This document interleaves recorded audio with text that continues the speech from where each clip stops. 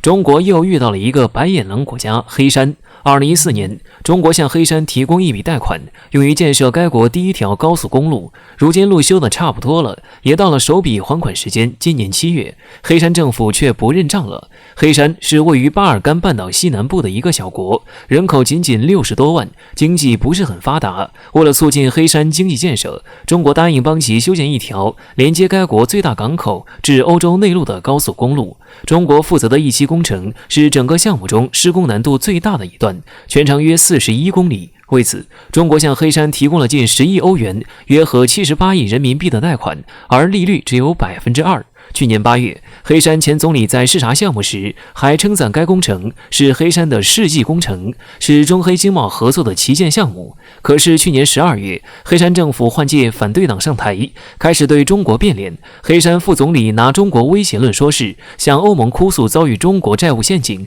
请求欧盟帮忙还钱，以遏制中国在该国的影响力。政府一换届就对中国变脸，不但好心变成驴肝肺，有的甚至还恩将仇报。近年来这样的事中国碰到不止一回，究其原因主要有2个，一个是在西方选举政治背景下，政党恶斗，反对党在台下为反对而反对，上台后新官不理旧官账，喜欢推翻前任政绩另搞一套，完全不顾国家的长远利益。另外一个重要原因是，在中美全球博弈的大环境下，许多国家在对华关系上有机会主义和投机的倾向。吃相好一点的国家呢，表态在中美间不站队，保持中立，希望能在中美间左右逢源，获得利益的最大化。吃相差一点的国家呢，就出卖中国的利益，拿中国的利益当投靠美国和西方的投名状。比如此前乌克兰政府没收中国企业对发动机制造企业马达西奇的投资，就是为了迎合美国政府打压中国，不想让中国得到先进的航发技术。这次黑山政府变脸，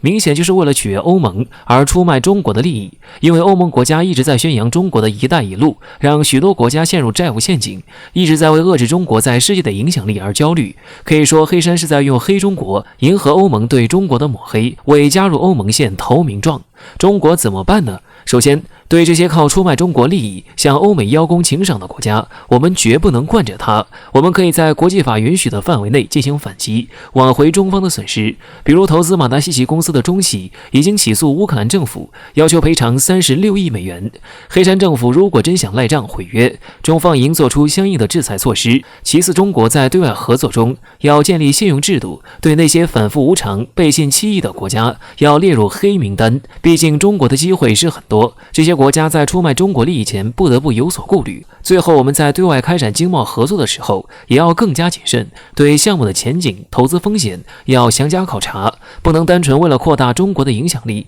而单纯的取悦对方。同时要加强中国的软实力建设，取得当地民众的认同，避免自己成为政党轮替的牺牲品。最后我们想说，我们也不能完全因为遭遇白眼狼就对外合作灰心丧气，毕竟人在做天在看。从长远来看，当黑山人民在崇山峻岭间享受中国修建的高速公路带来的便捷时，一定是能感受到与中国合作的好处的。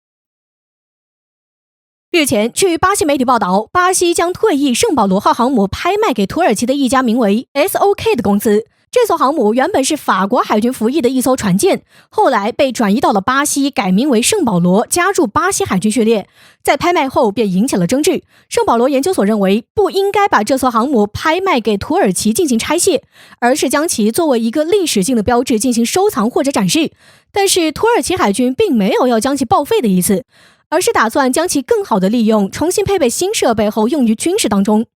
土耳其将其拍卖之后，国防海军也对其有了想法。据报道，土耳其一名退役的海上军官提出了要重新启动这艘圣保罗航母的想法。他在演讲中讲到，我们没有很大的必要将这艘航母拆开然后报废，或许我们可以尝试给这艘航母配备当今时代的新系统，再给这艘航母培训专门的工作人员，重点还要培训海军人员。无论他的年龄多大，我们都可以试图将它改造成一艘新的航母，并且用于军事。这何尝不是一个更有用的想法？